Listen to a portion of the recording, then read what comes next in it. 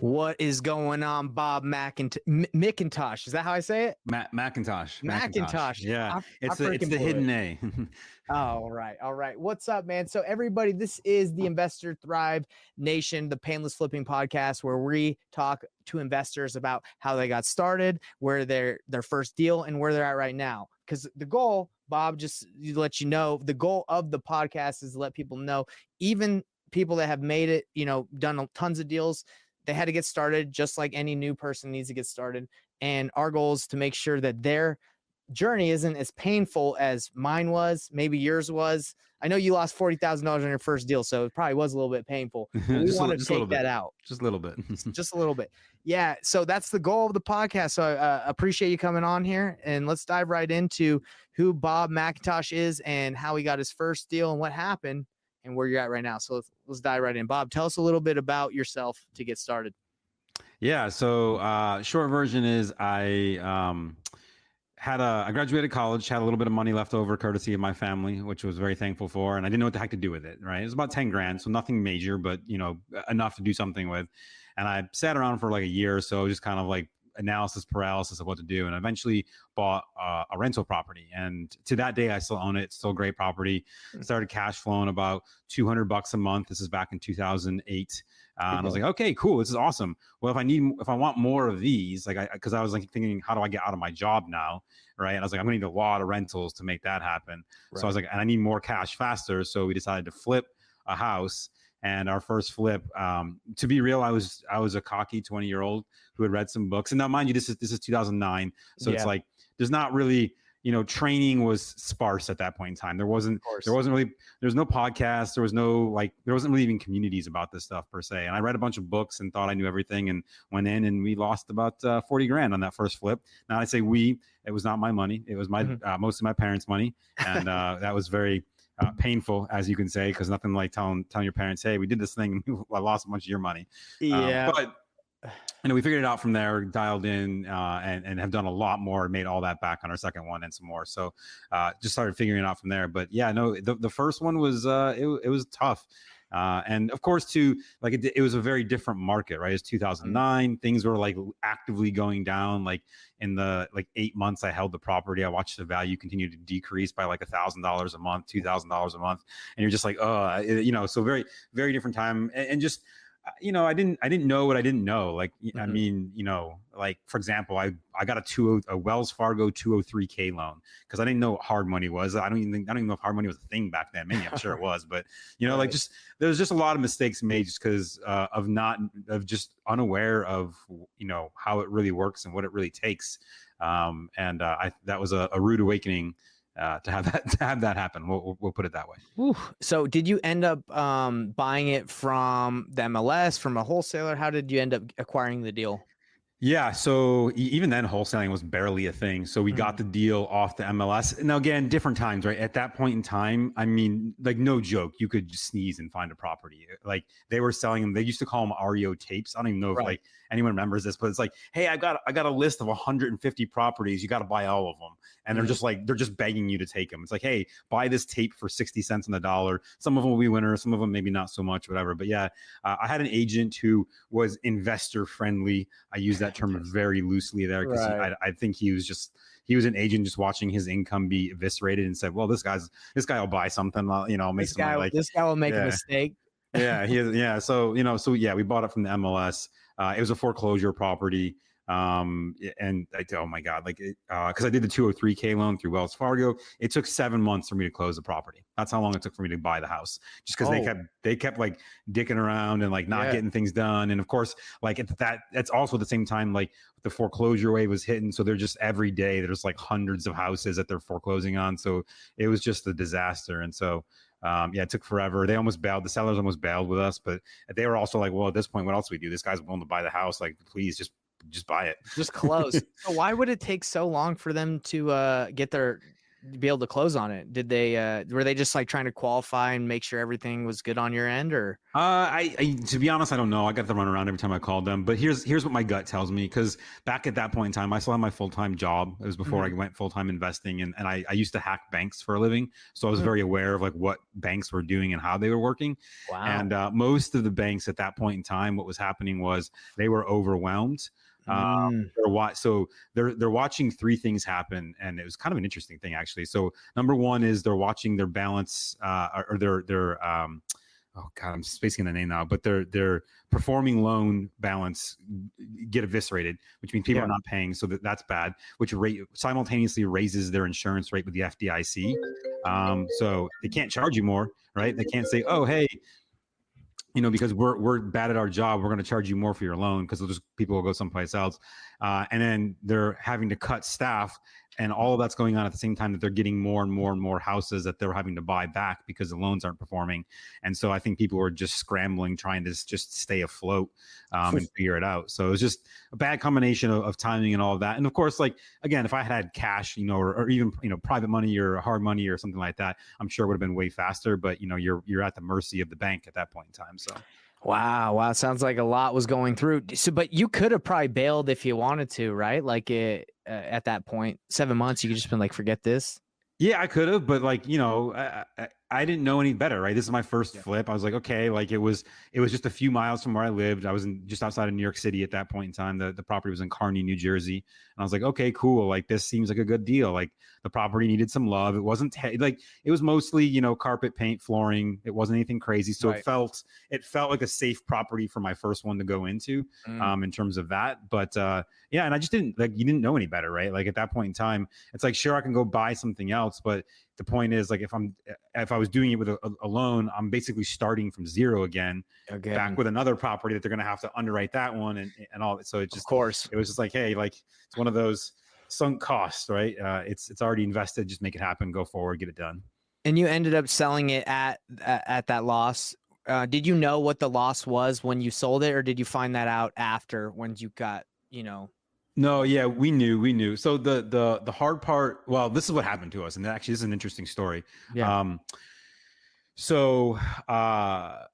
Finished the renovation, which was, the guy Tony. Everyone says they have bad contractors. I challenge you. I will have. I have not found someone who can beat the stories that I have about Tony. This guy was something else. But got the property finally done. Got it listed on the market. And like, I don't know, like 3 weeks or 4 weeks later, got an offer right at asking price. We're like, perfect. Like, this is good. Agent knew what he was talking about. This is great, right? But it was an FHA buyer. So we had to have two appraisals. First appraisal came in like $1,000 less than asking. I'm like, okay, that's fine. Like, close enough. We'll take it. In the market where like we were in, it was like, hey, it's on point. Second appraisal came in almost like $15,000 under asking. And so, of course, I don't know if and I'm going to give a lot of newbies here. If you don't know this, when you have FHA, there's two appraisals and they take the lowest of the two regardless. And it sticks with you, right? Sticks for 6 months.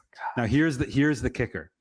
The guy on the second appraisal mismeasured the house by 500 square feet. He left off basically the whole kitchen and bathroom in the back from the square footage. And if he had added those back in, it would have been right about the same cost as we had the bid at. So I called him. I said, because I saw it, I was like, dude, you effed up. Like you missed this. And he refused to change the appraisal because he said, if I change it and admit that I made a mistake that I submitted to the bank, they'll never hire me for appraisals again, and I won't have a job, and I can't not have a job. So tough luck. You're shit out of luck.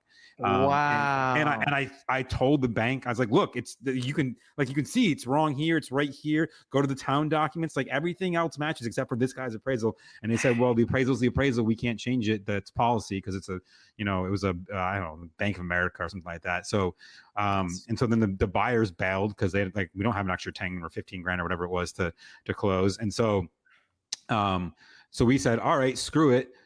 We didn't know at that point that the appraisal stuck for 6 months until the next buyer came through, and then they asked, and then we're like, oh shoot. So I learned that lesson the hard way. So I had to sit on this for 6 more months, holding costs and all that, while we waited for the appraisal to roll off. In that 6 months, the market continued to decline. And we basically, if I had eaten the $15,000 that the appraisal was lower and sold it at that point in time, I still would have made about 10. But the extra 6 months of holding costs and everything else, and then the market decrease ended up netting us minus 40. Bro, I feel your pain on that one, because that's actually what happened to me. So I bought a house right at the peak of the market before the interest rates went up, right? So that was last year. Bought it at the peak and bought it for like 390 or something like that. We put bought it for like 350, put in about 100K, thought we were going to be able to sell it for $500,000. Interest rates went up. The value, the ARV of what we're going to sell for $500,000 dropped down to like 430. Now we're in at like 450. We were going to make like 50, but now we're losing. So we're like, well, let's just close on it because we had a hard money loan, and let's just rent it out, right? Yeah. And so we rented it out, didn't rent out as quick as we wanted. The hard money loan was $3,000 a month, and we held it for a couple months until we put it back on the market in the summer. Ended up selling it, but after you have all the your hard money costs, like all this stuff comes in, you're like, dude, I should just sold it at when I had the chance. And the value also went even lower than because we thought it would rebound, but it didn't really rebound. So it kind of, it's kind of tricky. So I'll just be honest. I'm always honest, but when it comes to flipping, it's very risky. Everybody, like it's not like everybody that gets a property just kills it. Like I just lost on that one I was telling you about, and you lost on your first one.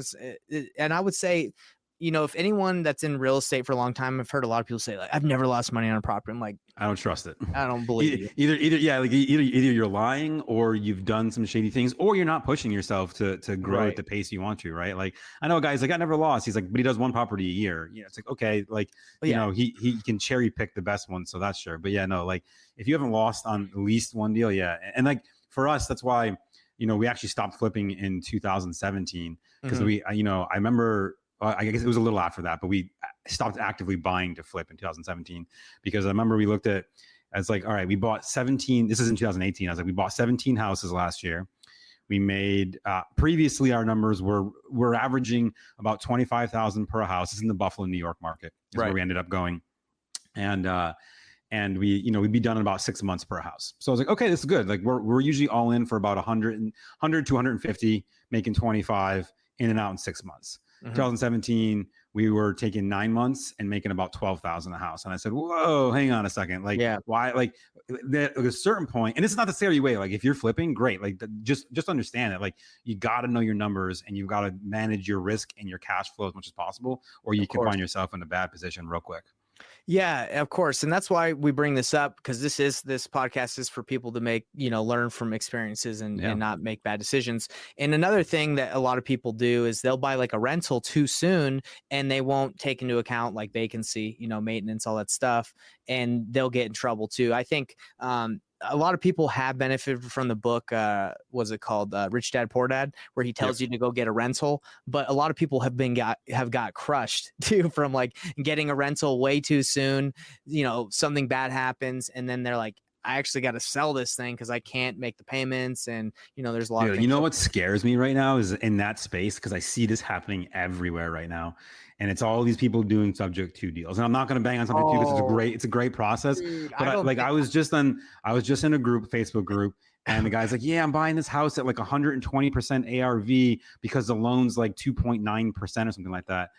And I'm like, that's like, look, I'm sure the cash flow, like that's great. I was like, but what happens when he doesn't pay? We have a tenant that doesn't pay or they leave and you got to put another 10 grand into it, and you're already over leveraged in the first place. Like, that stuff scares me sometimes, man. Like, oof.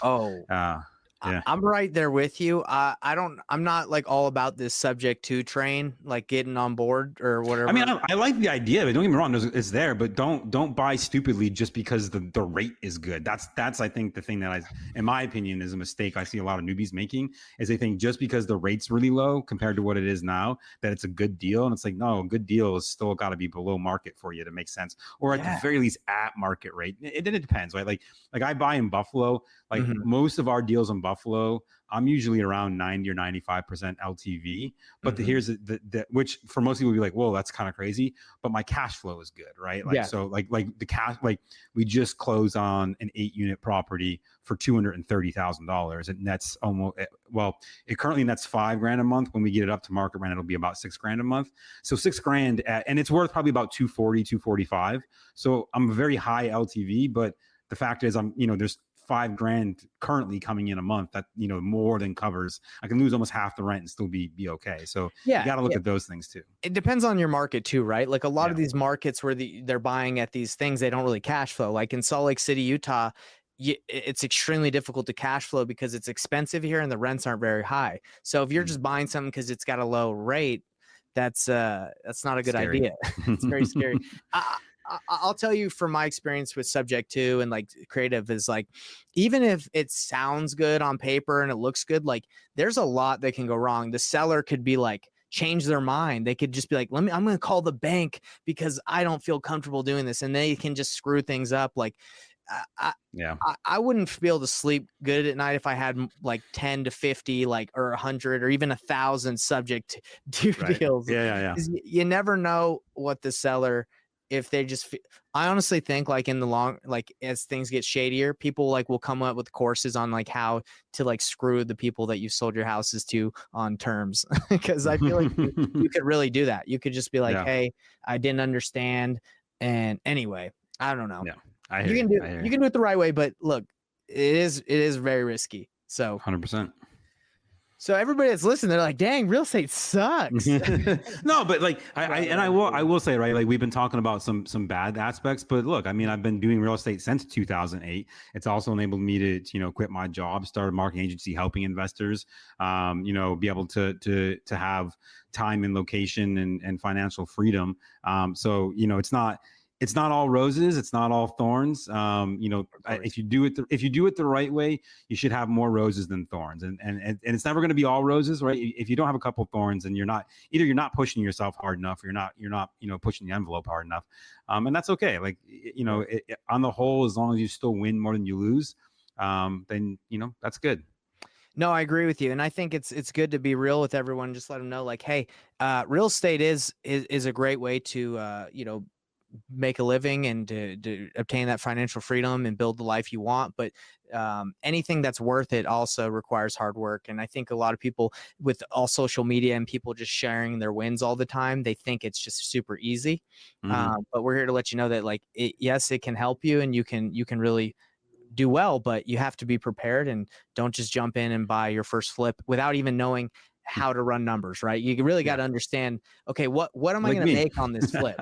Right. Yeah. I mean, I ran my numbers on that last one, but you can't really plan for interest rates going up to like 7-8% and then values dropping in my market by like $100,000. And like, so it's pretty crazy. But what we want to talk about is you definitely, so you got crushed on your first deal, but you kept going, and you said you made good money on your second deal, and you've been doing it for a long time now. And now you've been able to start a digital marketing agency. So tell me, how did you keep going? Like, you got crushed. What made you be like, let's continue with this? Maybe it was just a fluke. Yeah. Tell us why you kept going. So it comes down to, all right. So you got to understand, like, I'm just outside of college. I had a good job at that point in time, but I think I was making at that point maybe 70,000 ish a year. So I'm getting paid pretty well. This again, it's a 2008, 9, or I guess 9 or 10. I guess it was like late 9, early 10, right? And I'm thinking to myself, okay, it would take me a long time to save up 40,000 to be able to pay that back just to break even. Like it would like even if I like aggressively save, pinch every penny, at that point I was living in New York City and then ended up moving to LA because that's where my job, was going. So it's like, man, like it's not going to be easy to get there. And so like at a certain point you look at it and you go, well, the only way forward is through. I've got like, I got to do another flip, just do it the right way. Cause then I can, if I can make even 20 grand on a flip, then okay, cool. Now I'm paying off half in 12 months. For me to save 20,000 when I'm only making 70, that is significantly harder than making 20 on a flip, right? So Agreed. it kind of became the way the way forward was the way through the same problem. Now, I will say that what changed for us was a couple of things. That first loss was a massive ego reset for me. It wasn't, everything. You're like, it was like, no, you clearly suck at this. You've got to find someone who knows better. I was fortunate to find, what is now one of the biggest education companies, but at that point in time was just like a guy who kind of ran some seminars, and I literally bought his audio CDs because we had just lost money, right? I found them on eBay for like 1/10 of the price of what they cost Let's retail. go. And so I bought them, and I'm like driving from Buffalo to Toronto for a client in my old job, and I got these audio CDs in, and he's like, don't do this and don't do this and don't do this. I was like, I did that. Oh man. And then, I invested in some education, got around a community, started learning, okay, like, how do I run numbers? What does it actually look like? How do I figure these things out? Like, instead of just saying, oh, buy a house for, 100, put 50 into it, sell it for 200, we make, 50,000. No, you're not like, what's your holding cost? What's your taxes? What's your insurance? What's your utilities? Like, you don't factor those things in. So exactly. Yeah. So I just sought education. I said, who's doing this effectively, and what can they teach me so that I don't have to repeat this again? And then we just did it. And then our second flip was, I guess almost luck, if you will. I mean, not luck per se, but the duplex that I bought, that first rental property I bought was a duplex. Okay. The guy who owned it was the guy who built my parents' house. He was a custom home builder, and he built their house. And so my dad, and ironically, he lived next door to my parents. And so they were over talking, doing whatever. My dad's like, oh yeah, like, we're going to flip another house. We're looking maybe here in Buffalo. And he's like, oh, well, my sister is one of the top agents in the area. Maybe she can help. And so it just so happened that she like calls us a couple of days later. She's like, hey, I got this house, and it's in this neighborhood, fairly low end neighborhood of the area, but still like solidly low middle class, right? But in middle class, like it's not a ghetto by any means, but whatever. But she's like, but it's fire damage. Like it's bad. Like it's real bad. So like, I think we bought it. I think we ended up buying it for $7,000. Nice. Right. So it's like, I think we put about 80 or 85 into it, and then sold it for like 105. So it wasn't huge, but we're, into it for a very low amount. We still made, I think, almost 20 grand. It was like 18, 19 grand, something like that, which I was happy with. We way overpaid for that one just because and the rehab, because we hired like a fire damage company because we didn't know anything about it. But then we watched everything that they did, so I knew what needed to be done in the future and not have to pay their higher price for it. But yeah, no, I mean, so you just kind of learn, and then it was like, all right, cool, figure the system out, and then just rinse and repeat. And look, not every deal has been a winner since then. We still lost a couple more over the next few years, and then at the end, we had a couple of properties that we did real bad on. I don't know. We just made mistakes. Rehabs were really big, and sometimes in some of these houses in Buffalo market, a lot of them are very old. You open up a wall, and all of a sudden you find things you couldn't have accounted for. Exactly. And then it just kind of goes there. But it's all good. Like overall, we won more than we lost, and went from there. But it was good. And then for me, it was cool because it also enabled me to realize, what value do I bring to us doing business in Buffalo when I was living in Los Angeles? And so I got very good at internet marketing. And actually about 40% of all of our deals came from like SEO, website, digital, all of that. Even to this day, we're not actively doing flipping anymore. You can still Google in most of the cities that we bought in, and we're still usually number one and maybe number two. Wow. With SEO? Yeah. Yep. Yeah. At our peak, we were number 1, 2, and sometimes 3 as well. Like, what do you do with all those leads that come in? Right now, I just forward them off to a handful of other investors that we talk to, and then they give you a kickback if they do a deal or something like that. Yeah. I usually just I have a couple that and it depends on the market. Some of them I literally just say, here's the lead. I think I charge I think it's like $100 for the lead, and they just take it and run with it. Some of them are winners, some of them are not, but they, for them, they're paying for lead gen anyway. So what's the difference? And then for a few markets, we do like a JV split. Like, hey, you work the deal. Here's the lead for free. I get a kickback on the end when it's all done and said and done. That's amazing. I like that. Yeah. Well, maybe we might need to talk. If you get any deals in markets I work, maybe we can do split or we're all Buffalo. 98% of our leads come in in the Buffalo market, Buffalo, New York market. So like very like that's our niche, right? That's our niche. And we're buying more there. Long Island. I know Long Island's Long Island's very far away. Yeah. 8+ hours away from where we buy most of our houses. Yeah, no, I totally get it. And I know probably like New York City, Buffalo, Long Island, that's probably a lot more coveted lead, right? More expensive. It depends on how you look at it, right? Like for me, I would never buy something in New York City. Maybe Long Island, but not New York, not in the 5 boroughs, man. Not for me to keep, but there are some investors there that would still want to be in that market. For me, no. I'm right there with you. Yeah. So let's talk about, so that's how you kept grinding and you didn't give up, and, you've been able to see the success. And I think that's important for everyone to see. It's not always roses, but when you stick in, you learn a lot and you improve yourself. So tell us about your marketing agency and how people can reach out to you and how that marketing agency benefits investors that are listening to this podcast.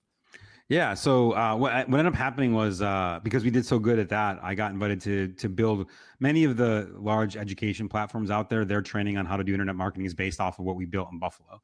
Wow. And so I know that system works. And for years I taught. I've got more than 4,000 hours on stage teaching this stuff to investors. Wow. So I know it works really well. But at a certain point, what ends up happening for most investors, and I'm guessing especially the newbies on this show listening in, you go, okay, yeah, I know it's important, but I just don't know what to do, or I don't have time. And so a few years ago, we opened up our own agency just to say, hey, what if we just do it for you? Because I know you're not going to. Someone will, but most will not. And that's fine. Not everyone needs to. And if you want to do it yourself, great. I will teach you everything you need to do it yourself, because I know that 90% won't. And of that 90%, 50% will come work with me because it's just easier and faster. So agreed. We help you with a great website. We've got a CRM that's dialed in with very specific marketing campaigns, kind of show you the process that we've built internally, but you can take it and make it whatever you want to. And then we just, we kind of help you anything in the digital space. So that's our goal now. And for me, what it's enabled for me to do is I'm very much, I've been on the road for the last 18 months, actually just not even a week ago. I landed somewhere for the next 5 months, but I've been literally like maybe 1 week at a time for 18 months, just traveling the country and traveling the world. So for fun, just for fun. Yeah. For fun. Some events, a lot of events I spoke at, a lot of just fun, but I always wrap in both. Like if I'm traveling somewhere. So that's my jam now. But that is amazing. Yeah, where to connect with me. So if you guys want to connect with me, or you have questions about digital, or you're like, hey, how do I do something? Please just reach out. So you go to go3dc.com. That's GO, the number 3, DC, Delta Charlie.com /Bob McIntosh. And there's no A in McIntosh. It's MCINTOSH. On that page is all my contact card. You can download it. It has my cell phone, it has my business line, email, all my social. Reach out to me however you want to. Again, I'm here to be a resource, especially for newbies, to help them get off the ground when it comes to digital in their market. Wow. And that's an amazing value add right there, is giving them all your info to reach out to you. Thanks for doing that to the audience. So I also want to say for everybody is like, I don't recommend people do their own marketing because you can mess it up and you can just freaking blow a lot of your money. Yeah. In the beginning, like I wouldn't even say even in the beginning, in general, like no one is like an expert marketer that gets into this. Usually no one is when they first start. Right. And it's even a different model. It's even a different beast. Right. Yeah. Like and every market's different too. Like your market's going to have peculiarities that work well and things that don't work well. Exactly. So I would recommend for anybody that wants to spend money and get into marketing, they definitely need to reach out to someone who's an expert, because it's not only going to take away your mental capacity and brain power to try and figure that out. You need to focus, someone that's new needs to focus on making offers, talking to sellers, talking to agents, and being in that sphere of the real estate industry. Not let me master marketing, because that's a lot to break off and chew. I know you know that, right? It's your full-time 100%. Thing. Like you've got an agency that does it. So anyway, reach out to Bob for sure if you need his help. He definitely is an expert in the field. And Bob, anything else you want to leave everybody out, like a gold nugget, anything you want to leave them with before we wrap up? Yeah, the one thing I'll always tell every newbie is Do not ever underestimate the power of great marketing to drive your business forward. I know for when I got started, I was like, I don't want to be a marketer. I just want to be an investor. I want to flip a house, whatever. And it took me a couple of years to really learn the lesson that like, if I got better at marketing, we did better as a company. We flipped more houses. So, and it's not that you necessarily have to be the best, but like Nathan was saying, like you find the best, hire the best, look for the best out there that are doing what they do.